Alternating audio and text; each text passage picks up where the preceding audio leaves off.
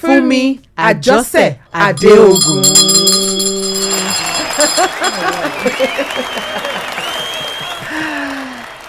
She literally put her face in like, oh my God, is this me? This is you, Mama. This is you, absolutely. This is everything. Where do we even start from? Like, how? Okay.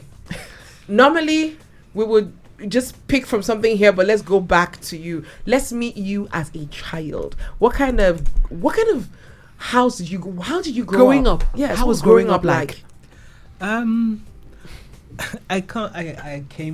come from a very, very loving family. Mm-hmm.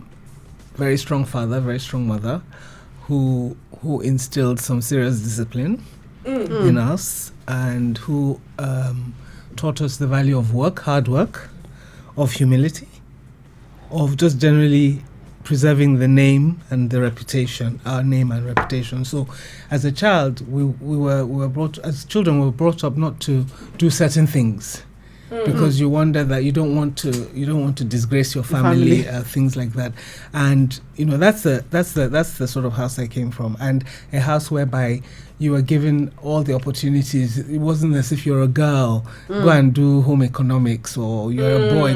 Everybody was given equal chances. And I, right now at over 60, I look back and I thank God for the education, because we could do anything we wanted. The education that we were given, and the a safety net that we were given to sort of run, knowing full well that if you fall, something is going to catch you, but we never fell. That's amazing. So that's the sort of family that I come from. So who are you closer to? You? Are you a girl, a mom's daddy's girl, or mom's girl? girl? Everybody says I'm the daddy's girl. I look like him. My mom is late now, but I was very close to her as well. I think we were all very close to both of them. But at different times, when we were younger, my father was sort of always traveling, and we didn't see him that often. But sometimes, later he now came back. It was my mom when we were very young. Okay. And then as we got to teenage, my father now came in. And right now I'm extremely close to him. He's the only one that's there, so I'm close to him. Quite a number of women who have come here and graced us with their presence always talk about the most beautiful thing about their fathers, especially the relationship that they get to have with their dads. What do you say is quite important for a father out there who should, or who isn't at this point in time, close to his girl child? That you're grateful for that happened to you and your dad? I think any man that's not close to his girl child is making a big mistake. Why so? Because it's the father that determines what that woman will become in a certain way in her relationships going forward. So if she has a very distant relationship with her father as a child, it's gonna transcend into her relationships later on in life. So I think it's very, very important. And then in our culture, they say it's the girl that looks after the father. We have that. Yes. That in old age, the girl looks after the father. So it could be that as well. That takes me to domestic goddess. And let's talk. You were there at the beginning, so you know. I don't. At this point, I don't know. Domestic goddess. Tell us about why domestic. Why the name decide to do this? Because I saw a lot of the young girls, and some of them are married with kids as we speak. Some of the kids that came out of that space. So why did you decide to do it? What was that thing that compelled you to do it? It was frustration more than anything. I was interacting with a lot of these young girls, and I found they didn't have values. They didn't have identity. They didn't know who they were. And they were being blown left, right, and center. I want to be this, I want to be this. And it was different from how I was brought up. To actually be able to know what it is you want. And so it was one encounter I had with some banker girl that just got me really, really upset. And I went on a rant on Facebook or Instagram, and somebody said, but what are you going to do about it? You can't just be going on about what's wrong with these girls and all that. And that's how we started. And of course, we went through, we brought these girls in. I think. I can't even remember how we... The very first event, edition, she just asked a bunch of kids to come in, girls. And then she said to them, and I remember that day because there were a few adults in the room, and she said to them, let's pretend I am your mother. Whatever you need to say to her, whether it is hurtful, something that hurt you, say it to me. And oh my goodness. They were crying, and there was a lot of... I remember the one I will never forget, that, and you know the name. She said she hated her mother. She said her mother embarrassed her at the assembly ground in school. Okay. Stripped her naked in school for something she had done. And she said she wanted her mother to die. She used to pray for her mother to die. But the healing started when she started to express. It was a mind blowing. Because what we found out that a lot of the young people have things that they're carrying. They have baggage, and that baggage it helped them at the end of the day when they dropped the baggage to now move on to and we did a lot of things. We invited people to come talk to them. We had one or two of my own contacts who had gone through things like sexual abuse. They come and they'll tell their truth, stories, everything. And the girls would open up. And we were doing videos as well from the beginning to the end. It was interesting to see how they had developed. I mean, I had my 60th last year, and a few of them came. Yes, yes. I had 60th. A few of them came, and they came bearing gifts. And some of them came to talk. We saw one, and we're like, she was married. She had a child. Like, from where to where, but it was amazing. Yeah. I mean, it's absolutely beautiful that you're doing this to the young generation. And I mean, the woman that you are is literally you stooping so that women can stand on your back to the right shoulders. Yes. And it's absolutely beautiful to see, because this initiative, I've never heard about it before, hearing it for the first time. And I'm seeing that there are quite a number of women who need healing and need to find healing. That was it. That is beautiful. That was it. I'm gonna segue because I know that time is never our friend. But I want to talk about food now. Yes. Food. October 1st, every October 1st, she does this whole Independence Day fiesta. Well, right after the show on October 1st, if you want to catch us, you can catch us there. Because I'm going. If you're not going, it's fine. Sorry? If you're not going to be there, find out as time goes on. But I remember the last time you had 120 dishes? 125 dishes. 25 dishes. Nigerian dishes across Nigeria, 125. Dishes and snacks, you name it. Drinks. I had Nigerian cheese. Let me segue. What does food mean to you, Mama? Food for me, and that was why we went into this. It was after COVID. Okay. Right. I've been in food for 30 years, but after COVID, we were all, traumatized by the whole thing. No money was coming in, so we had a meeting, and we were like, "What are we gonna do?"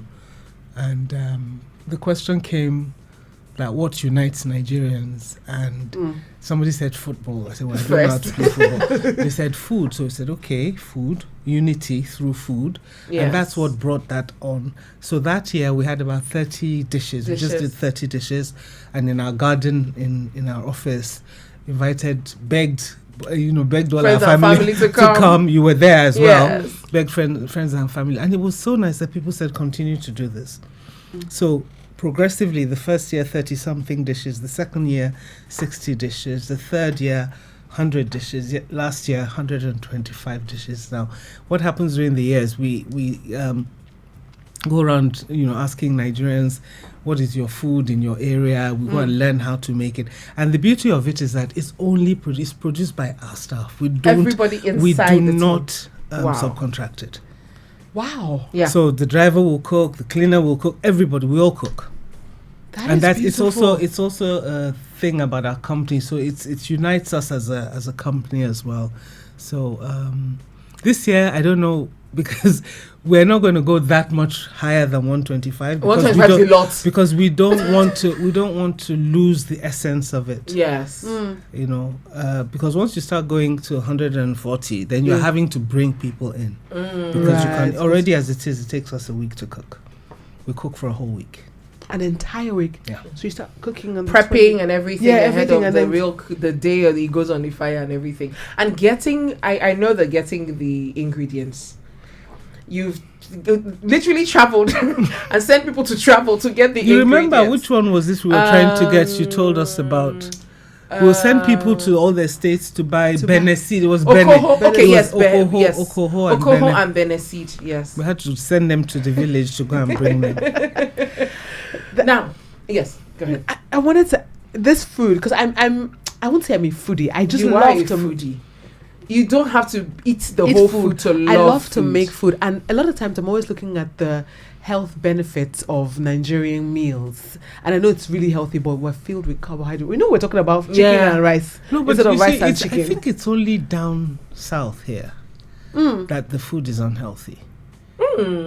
Because when you look at all the other areas, it's a lot of vegetables, a lot of fresh food. True. That is true. For example, they don't use tomatoes anywhere. It's only here we use tomatoes in our stews. Most of the Eastern, they don't have tomatoes. They don't use tomatoes. The Northerners hardly use tomatoes. So that does make sense. So it's not. It's a myth to say that it's unhealthy Nigerian. And then the thing we discovered is that if you cook a different Nigerian meal every day for the whole year, you will not exhaust it. Huh? That's how rich our tradition is. Are you and kidding? Our culture, yes. That is amazing. Yes. If you cook one meal every day that's a Nigerian meal, you would not exhaust. You would never exhaust it for the whole year. No. Ooh, that is beautiful. Because we keep adding to our list, but we can't do them because we don't have the person to teach us. Yeah. But the bottom line is that if we took every day of the year, there's more than 365 Nigerian meals. Separate meals. Why do you do what you do? Why are you who you are? This woman that is trying different things. You were a banker at some point. You decided to go into the culinary space. You are also trying to lift women. You're trying to lift children. Reinventing. The robotics kids that came the last time. They were spectacular. She had a huge hand in it. You know, why do you do all the things that you do? As a woman today, seeing all that's happening, why do you still do all the things you do? I'm restless. I love it. I love that answer. You're restless. No. I just like to try different. I've always been like that. I always try different things. Want to experiment with this. I want to go outside my comfort zone and do something different. So, and I like challenges. I don't like to be told no. When you tell me no, then it's wahala. I will go and So I think, but as I'm growing old, I'm getting a little bit tired, a little bit more. I'm slowing down. Coming back. You keep coming back and doing over and over. You don't just try one thing and dump it and move. You try it, you take it on, you keep doing it, and then you add something else to the list. Because you see, one thing I've learned after running a business for 30-something years, we've fallen so many times. We're in Nigeria. You will fall. That now the thing is, do you stand up again? You understand? The things, either fraud or whatever that's happened over the years that will make you close down for 6 months, and then you wake up and think, look, there's nothing else I want to do in my life. So you wake up again and you go. And even now, Nigeria is not friendly. Right now, Nigeria is not friendly. It makes it difficult to run your business. But the thing is that if it's something you love doing, you will find the strength to stand up again and continue to do it. And then because of my business, I always feel that you have to be ahead, because everybody wants to do food. Everybody's doing food. So you have to do something. You constantly have to reinvent yourself, improve yourself. Do you understand? And then, like you said earlier, I've got the opportunity to marry two things that I like: food and education. Right. Now, that education part of it is educating other Nigerians that, look, we have a rich culture, we have tradition, we have heritage. There's nothing you are going abroad to go and do. We have it here. And that is why I love the fiesta that we do. And then we invite a lot of schools too. Schools come in, so they use it like an excursion. Yeah, and the children are blown away because they're like, they're eating Indomie and burgers and stuff, and then they're able to now see this, and they will try everything. They try a lot of stuff. I mean, they had a boy last. I think he tried 20. Yes, they do a count on how many foods they've tried. It's fun. That's amazing. So the children come in and they really do like it. And it's an education for them. Yes. Because unfortunately that is getting lost. But that's a subject for another day. That is getting lost as well, for them to understand that they have a tradition and a rich culture, and there's a lot here. So that's...